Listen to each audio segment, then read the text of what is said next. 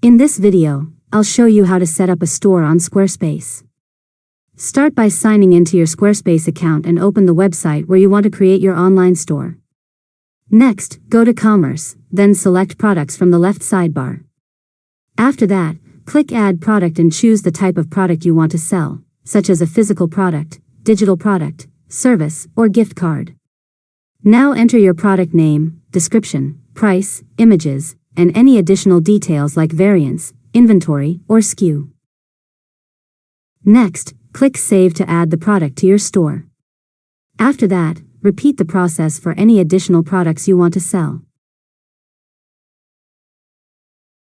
Now go to Payments under the Commerce section and connect your preferred payment processor, such as Stripe or PayPal, so you can accept customer payments. Next, open Shipping and configure your shipping methods, rates, and delivery options if you're selling physical products.